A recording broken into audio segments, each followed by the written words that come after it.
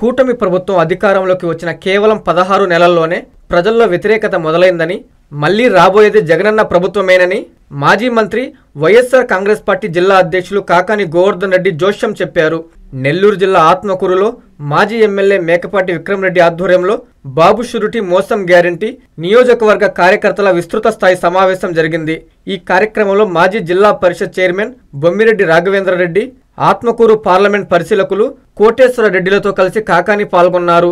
ఈ సందర్భంగా దివంగత నేతలు వైఎస్ రాజశేఖర్ రెడ్డి, మేకపాటి గౌతమ్ రెడ్డి చిత్రపటాలకు పూలమాలలు వేసి నివాళులర్పించారు.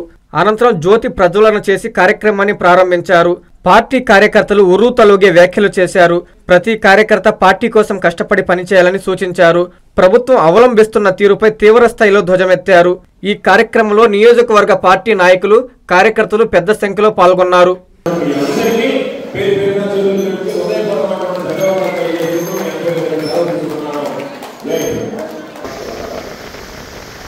ఈరోజు 2024లో ఈ దేశ చరిత్రలోనే ఏ పార్టీ కూడా చేయలేనటువంటి అనేకమైన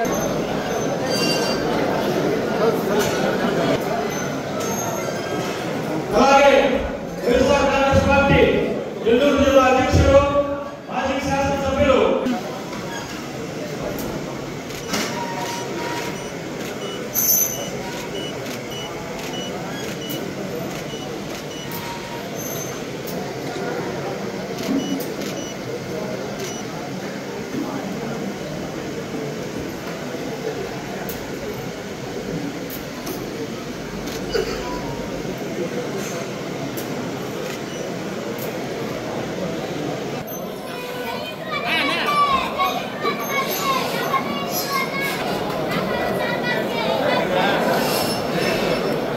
జగన్మోహన్ రెడ్డి గారి పిలుపు మేరకు ఈ ఆత్మకూరు నియోజకవర్గ ప్రజలందరూ కూడా మేకపాటి గౌతమ్ రెడ్డి గారు లేరు అని చెప్పి బాధపడుతున్న సందర్భంలో నేనున్నానంటూ ఆత్మకూరు నియోజకవర్గ ప్రజల ఆశయ సాధన కోసం అనూహ్యంగా రాజకీయాల్లోకి వచ్చినటువంటి మన ప్రీతమ నాయకులు మేకపాటి విక్రమరెడ్డి గారికి, అదేవిధంగా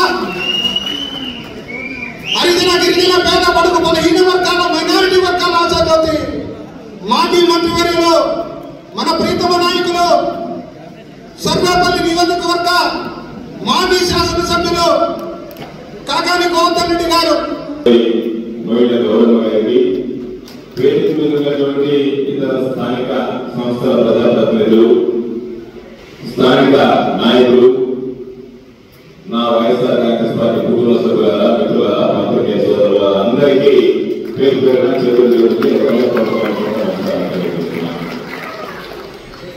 ఈరోజు వాస్తవానికి అనేక విషయాలు నా ముందు మాట్లాడినటువంటి వాళ్ళని చెప్పడం జరిగింది. చంద్రబాబు అంటేనే మోసానికి బ్రాండ్ అంబాసిడర్. చంద్రబాబు జీవితం అంతా మోసాలు, వెన్నుపోట్లు, అవినీతి, అక్రమాలు తప్ప విలువ, విశ్వసనీయత, మంచితనం, మర్యాద, హుందాతనం అనేటువంటి ఎక్కడ వెతికినా మంచిగా కనిపించేటువంటి పరిస్థితుల్లో దేనికి మాట చెప్తున్నానంటే అనేక సందర్భాల్లో జగన్మోహన్ రెడ్డి గారితో కలిసి పనిచేశారు. ఈరోజు కొనసాగుతున్నాం. చంద్రబాబు నాయుడు లాగా జగన్మోహన్ రెడ్డి గారు కూడా అబద్ధాలు చెప్పడానికి అలవాటు పడి ఉంటే బహుశా మొదట్లోనే 2014లోనే ముఖ్యమంత్రి అయ్యి ఉండేవాడు. చంద్రబాబు మళ్ళా అలవోకగా అబద్ధాలు చెప్పారు. ఒక్కసారి చూస్తే మీ అందరికీ బాండ్లు ఇచ్చారు. ఆ బాండ్ల కింద నమ్మకం కలిగించడానికి ఒక మాట రాశాడు. ఈ బాండ్ ఇవ్వడంతోనే ఈ సూపర్ 6 సంబంధించినటువంటి 6 కార్యక్రమాలు ఏదైతే ఉన్నాయో జూన్ నెల ప్రారంభం చేస్తారు 2024లో. మళ్ళీ లేకపోతే ఏసిన వెంటనే మీ అందరికీ అందిస్తారని చెప్పారు. ఆ 6 ఏంటంటే పాపం మహిళలు లక్ష్యంగా చేసుకున్న ఆడవాళ్ళు అయితే ఓట్లు వేస్తారు, పాపం హాస్పిటల్ అని చెప్పి వాళ్ళని లక్ష్యంగా చేసుకుని తల్లికి మనం ఒకరుంటే 15,000, ఇద్దరుంటే 30,000, ముగ్గురుంటే 40,000, నలుగురుంటే 60,000, మీకు ఎంత మంది ఓపుకుంటే అంతమందికి ఒక్కొక్కరికి 15,000 ఇస్తారని చెప్పి పాపం ఆశపడ్డారు. ఆశపడితే దాదాపుగా 1,00,00,000 స్కీము 65 లక్షలకు కుదించేసి దాంట్లో జగన్మోహన్ రెడ్డి గారు 13,000 ఇచ్చిన స్కూల్ కి 2,000 పంపిస్తాడు, నేను 15,000 చేతుల్లో పెడతానని చెప్పి ఈరోజు 13,000 రూపాయల చేతుల్లో పెట్టి మోసం చేశారు. ఒక సంవత్సరం అసలు ఇవ్వలేదు. ఈరోజు పాపం ఎస్సీ ఎస్టీలకు సంబంధించిన కొంతమందికి 8,000 6,000 పడ్డాయి, కొంతమందికి డబ్బులు కట్టాలంటారు, బ్యాంకులు తిరిగితే బ్యాంకులో పడేటువంటి పరిస్థితి లేదు. కాబట్టి సూపర్ సిక్స్ ఒక కార్యక్రమానికి తూపుకొచ్చాడు. రెండవది రైతులు ఎంచుకున్నాడు, అన్నదాత సుఖీభవ అన్నాడు. పేరు మాత్రం బ్రహ్మాండంగా ఉంది, గొప్పగా అనిపిస్తుంది. అన్నదాత సుఖీభవ అంటే పొంగిపోతాడు రైతు, అనుకుంటాడు. తర్వాత వేయించుకున్నాడు. ఏం చెప్పాడు? జగన్మోహన్ రెడ్డి గారు 12,500 ఇస్తానని చెప్పి కేంద్ర ప్రభుత్వం ఇచ్చినటువంటి 6,000 రూపాయలు తీసి 7,500 ఇచ్చి మిమ్మల్ని మోసం చేశారని చెప్పి పదే మాట్లాడినటువంటి ఆ నోరు నాయకు పెట్టి నేను 20,000 అని చెప్పానని సర్దుకోండి, ఆ 6,000 కలిపి 14,000 వేస్తానని చెప్పి ఒక సంవత్సరం ఎగ్గొట్టి రెండో సంవత్సరంలో 5,000 రూపాయలు వేసి నిన్న నిశ్చితుగా ఆ వ్యవసాయ శాఖ మంత్రి అచ్చెన్నాయుడు చెప్తాడు, మేము 7,000 రూపాయల మొత్తం చేసామని చెప్పి ఖాతాలో జమ చేసామని చెప్పి మాట్లాడారు. ఇది రైతులకు సంబంధించినటువంటి రెండో మోసం. కుదిరితే 7 మంది ప్రాణాలు పడింది. మన వాడున్న ఇళ్ళు కట్టుకోవడానికి ఒక డాక్టర్ సిద్ధస్తున్నా, లేదా ప్రభుత్వం చెప్పుకోవడానికి ఒక డాక్టర్ కావాల్సిన పోలీసు ఎవరో ఇన్ని లోన్లు వ్యతిరేకంగా కలబడుతుంటే దానితో పాటు ప్రాణాలు పోతుంటే ఇవి ప్రభుత్వ హత్యలు కాదా? ప్రభుత్వం దీనికి బాధపడుతుందా? దానికి సంబంధించి ఆ సిఐ అతను ఎట్లా సిఐ స్టేషన్ సిఐ ఆ సిఐ ఎఫ్ఐఆర్ వచ్చేస్తాడు, నీకు పేరు తెలియదా? పేరు నాయకులు అనుకుంటున్నావా? లేదే నేనేదో చేసుకున్న తర్వాత మళ్ళా ఏదో ఒక తెచ్చుకోవాలనుకుంటున్నావా? తెలియదు. కానీ నేను నాలుగు అందరూ ఒకటే విషయం చెప్తున్నాను, గుర్తుంచుకోండి. గతంలో నా దగ్గర ఉండదు. పోయేసారి నా దగ్గర తప్పు చేసినటువంటి వాడు, నా దగ్గర పొరపాటు చేసినటువంటి వాడు వెంకటరెడ్డి దగ్గర కావాలనుకుంటాడు. అయ్యా నేను దగ్గర పోస్టింగ్ ఉంటాయి అన్నాడు. వెంకటరెడ్డి సపరేట్ కాబట్టి పోనీ పోస్టింగ్ ఇచ్చాడు. వెంకటరెడ్డి దగ్గర తప్పు చేసినటువంటి వాడు ఇక మీ చెప్పినటువంటి వాడు నా దగ్గరికి వస్తే నాకు ఎవరు సపరేట్ కాబట్టి మానవుడు కావాలి అని చెప్పి పోస్టింగ్ ఇచ్చాను. కాబట్టి నేను జరగబోయే రోజుల్లో ఇక్కడ గూడూరు, గుంటూరు, ఒంగోలు, నెల్లూరు ఈ 3 కలిపి గుంటూరు జోలికి ఉంటాయి. అందరం కూర్చున్నాం. ఈ 3 జిల్లాలకు సంబంధించినటువంటి శాసనసభ్యులు కూర్చుని మీ లెక్క చెక్క రాసి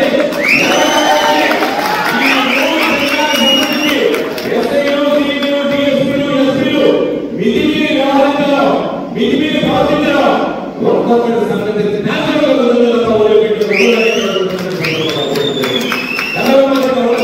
మీరు నేర్పించినటువంటి అనేక రకాలైనటువంటి నేర్చుకున్నాం. మీరే మాకు ఈ విషయంలో మార్గదర్శకులు. ఎందుకంటే మీరు చెప్పినటువంటి అక్రమకేశ్వరుడి విచారణ జరుగుతుంది, మీరు చేసినటువంటి అవినీతి పనుల విచారణ జరుగుతుంది. ఎవరైతే అక్రమకేశ్వరులు పెట్టించడం కానీ అవినీతికి పాల్పడ్డారు, మనకు సంబంధించినటువంటి నాయకుడి కార్యకర్తలు ఇబ్బందులు పెట్టడం కానీ సొంతదారులు పాత్రదారులు ఎవరు విషయాన్ని గుర్తుంచుకోవడం. అందుకే చెప్పారు బాగా చాలా మంది చెప్పారు, వలసల గురించి చెప్పారు, ప్రయాణాలు గురించి చెప్పారు, మిగతా వాళ్ళు చాలా మంది మాట్లాడారు. నిజంగా పరిస్థితుల్లో ఈ రోజు జిల్లాలో ఎడగా వస్తే దానికి సంబంధించి నేను చంద్రబాబు నాయుడు చెప్పాడు, నెల్లూరు జిల్లాలో ఎప్పుడు కూడా 2వ పంట వేసిన పాపన పోలేదు, మొట్టమొదటి జిల్లాలో 2వ పంట వేశారు. కాబట్టి ఆ నాణ్యత కొనాలని ఇబ్బందులు పడుతున్నామని చెప్పి ఏమాత్రం సిగ్గుపడకుండా సిగ్గు లేకుండా ధైర్యంగా కావాలని చెప్పాడు. నెల్లూరు జిల్లాలో మహానేత రాజశేఖర రెడ్డి గారు ముఖ్యమంత్రి అయినప్పటి నుంచి 2వ పంటకు సమృద్ధిగా నీరు కనుక జగన్మోహన్ రెడ్డి గారు ముఖ్యమంత్రి కావాలన్న సమయంలో ప్రతి సంవత్సరం జిల్లాలో 2వ పంట రేట్లు వస్తే 19,500 రూపాయలు 850 రేటు ఉంటే ఆ రోజు దాదాపు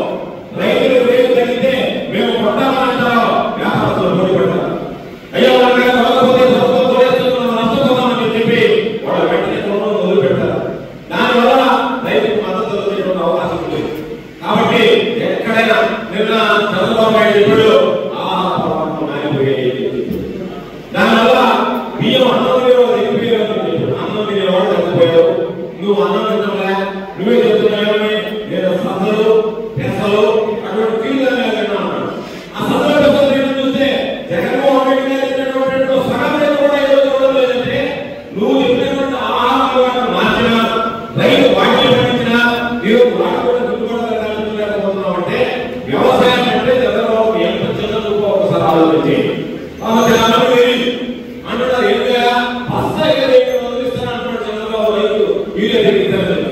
చంద్రబాబు ఎక్కడంటే నేను మంత్రిగా ఉన్నప్పుడు వ్యవసాయ శాఖ మంత్రిగా నరేంద్ర మోడీగా అందరికన్నా తెలియజేయగలుగుతున్నాడు. ఆయన ఏం చెప్పాడు? బియ్యం ప్రణామని ఒక స్కీమ్ ఏర్పాటు చేశాడు. దాని ఉద్దేశం ఏంటంటే ఈరోజు యూరియా అంటే కేంద్ర ప్రభుత్వం సబ్సిడీ ఇస్తుంది. ఆ సబ్సిడీ బస్తాకి సుమారుగా 700 రూపాయలు. రైతు కనుక ఆ బస్తా వినియోగం తగ్గించుకుంటే అంటే ఎకరాకు 1.5 గంటలు 2 గంటలు వేస్తే నువ్వు వేసినటువంటి 3 గంటలు 4 గంటల్లో ఆ కట్ట 700 రూపాయలు సంబంధించి చదువుకోగలుగుతాడు. నీకు ఎకరాకు 2 బస్తాలు వేస్తే సరే తక్కువ చూడటం మంచిది కాదు.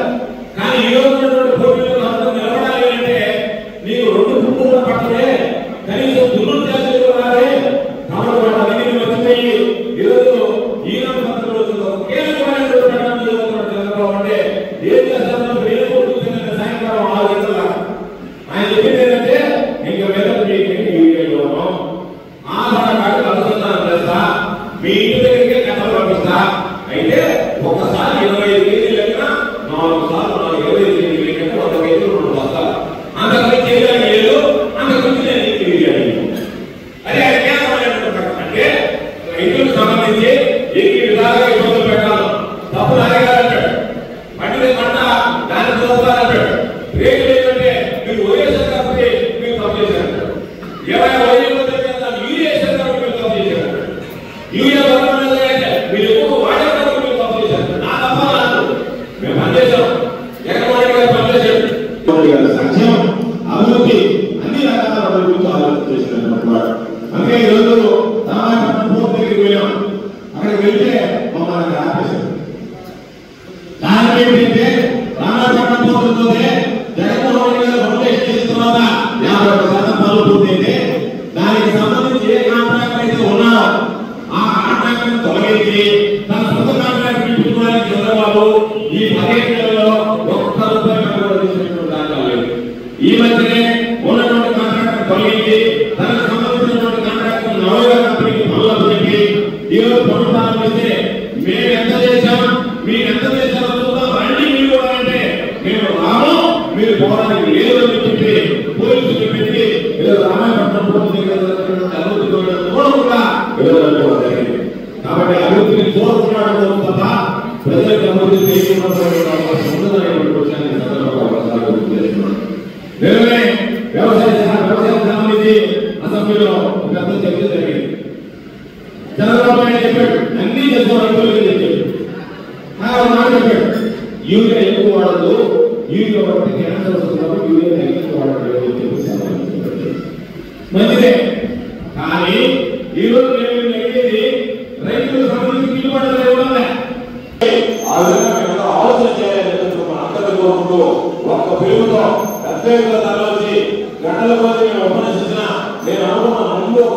అనధికార లేఅవుట్ల ఫ్లాటుల క్రమబద్ధీకరణ పథకము 2020 సవరణ. ఆంధ్రప్రదేశ్ ప్రభుత్వం GOMS number 134 MA and UD శాఖ తేదీ 26/7/2015 ద్వారా లేఅవుట్లు మరియు ప్లాట్లు క్రమబద్ధీకరణ నిబంధనలు LRS 2020ను విడుదల చేసింది. 30/6/2025కు ముందు రిజిస్టర్ కాబడిన అనధికార లేఅవుట్ల ప్లాట్లు యజమానులు మరియు లేఅవుట్ ఓనర్స్ ఇందులో అప్లై చేసుకొనగలరు.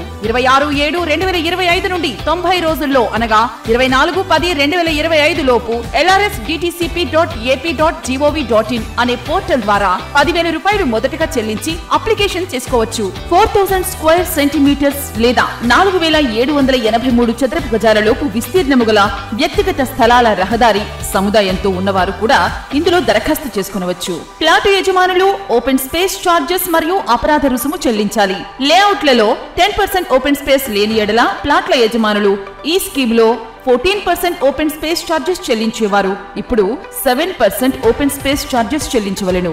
45 రోజులలో తేదీ 19/9/2025 లోపు మొత్తం రుసుము చెల్లిస్తే అపరాధ రుసుములో 10% రాయితీ. 45 రోజుల నుంచి 90 రోజుల్లో అనగా 24/10/2025 లోపు చెల్లిస్తే అపరాధ రుసుములో 5% రాయితీ. 90 రోజులలో దరఖాస్తు చేసుకొనని ఎడల కఠిన చర్యలు తీసుకొనబడను. సదరు భూమిని 22A రిజిస్టర్ నిషేధిత రిజిస్టర్లో నమోదు చేసి రిజిస్ట్రేషన్ నిలుపుదల చేస్తారు. ఇతర వివరములకు మరియు సందేహములు తెలుసుకున్నటకు Nellore urban development authority Nellore కార్యాలయమునందు టౌన్ ప్లానింగ్ విభాగమును సంప్రదించవలెను. ఇట్లు కోటంరెడ్డి శ్రీనివాసులు రెడ్డి నుడా చైర్మన్ మరియు K Karthik IAS vice chairman NUDA.